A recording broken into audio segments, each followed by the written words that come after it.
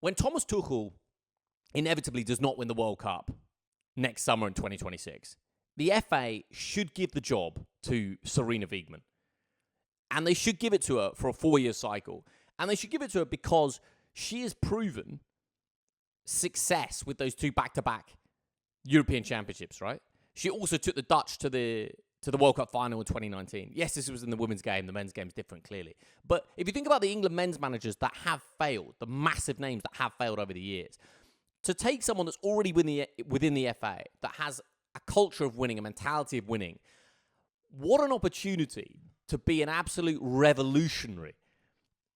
And to create a situation where if Sarina Wiegman took charge of the men's national team and won something, that would be a complete game changer, I think, in the perception of women's football in some ways, but certainly women managing a men's national team. For me, that is the logical choice. She already works for the FA. She already works for the company. So you're literally just moving her from one department, which is a bit smaller, like maybe the marketing department, and then you're moving her to like the massive commercial department or something like that. So you're just moving her slightly. And look, it would get a lot of headlines. It would get a lot of criticism, but it's not like we're winning all these trophies without with men at the helm. So I don't know. Why not give Sarina Wiegman a basher, a 2-4-year contract as the men's national football team manager? And you know what? Have Lee Carsley maybe as a number 2, mate. If you feel like you need that segue, if you feel like you need that little that bridge, maybe have Lee Carsley, who's already at the FA, who did like a decent job when he was at the helm. Have her as her number 2 or part of the coaching staff as like a softer sell into that. Is that feasible? 2026 to, let's say, 2030. So she gets the Euros in 2028 and then the World Cup 2030. Is that feasible? It's very difficult, I think, still to do, because you'd have a lot of questions surrounding... I think fans would have a lot of questions, surrounding whether male footballers would just have that instinctive respect for a female manager, which is a silly thing to say because it obviously shouldn't come into the equation. But unfortunately, it also would come into the equation at the end of the day, particularly when you know and have an understanding of what, you know, a male football side's dressing room is like in terms of the chat and all that kind of thing that goes on behind the scenes. So that would raise a lot of eyebrows. I think there would be a lot of English male football fans that would raise their eyebrows anyway, of being like, well, how does she know how to manage in the men's game? Because the women's game is completely different, which there is something to be said about that, because the trouble is that we often take the men and the women's game and either we compare them too closely, which is unfair, or we keep them completely apart and say they're basically two separate sports, men's and women's football, which is slightly more fair, I think, when you're analysing them. But then does that create a gap between what you can get away with managing in the women's game and the men's game? Which, again, but we've had successful male managers in the women's game. So in theory, it can translate to a certain level. So why not have it translating the other way?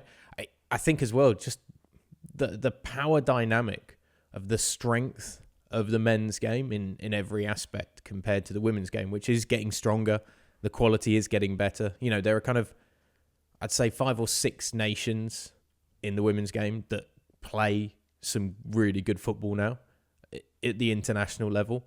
I still think there's a lot of haves and have-nots, unfortunately, and that's due to the resources that a lot of nations have and domestic leagues have for women's football, which again is massively outweighed by what goes in for men's football. I mean, just this weekend, Barnsley have shut down their women's football team a couple of weeks ago, because they didn't have the facilities ready for the women's team to be able to play at the 4th tier level.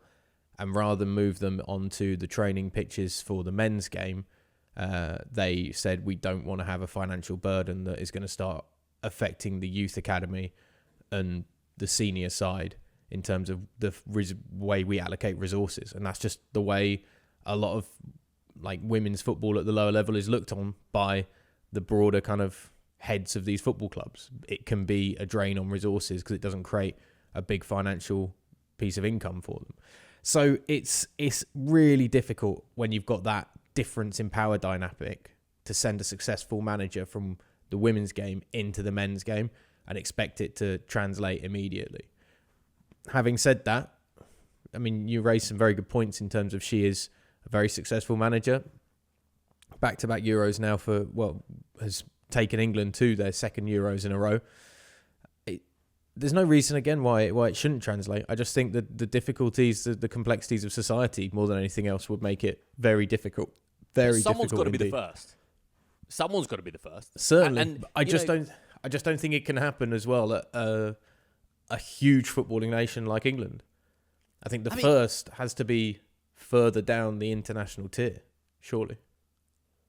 So I think, if we had, for me, it's more unusual to have a German or Italian or a Swede in charge of the men's national football team than it is to have a woman in charge of the men's national football team. Like, I think we've already broken that kind of barrier. I think, Ollie, you got to think, what is the manager of the men's national football team actually doing? Like, they're not really coaching the players because the players are coached by their clubs. They're already basically at the peak of their careers when they're playing for England. So they're not coaching them. It's just about leadership, composure, communication.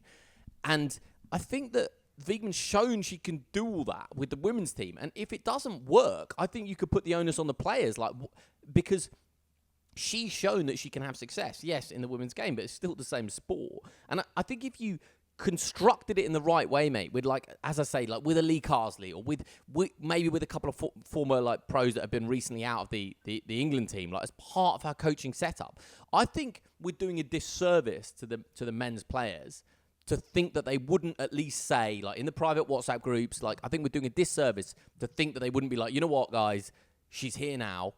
Let's give it our all. Look, she can lay her medals on the table. She has done it. I think there'd be some senior figures that would surprise you in terms of the fact that they would just be we are model pros. She's won stuff. Let's do this. I don't think there's. I think that could happen. It'd be fascinating to see. I genuinely would be fascinating to see what would happen, how the players would react, and how the supporters would react as well.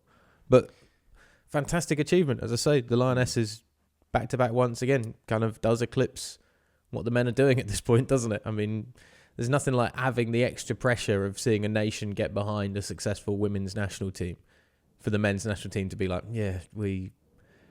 we still haven't won anything for a long time now. And you know what, mate? Not that much difference in terms of the England men's team have reached a couple of finals in recent years, right?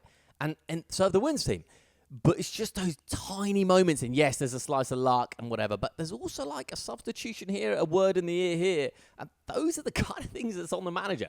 Anyway, let's wrap up with the football.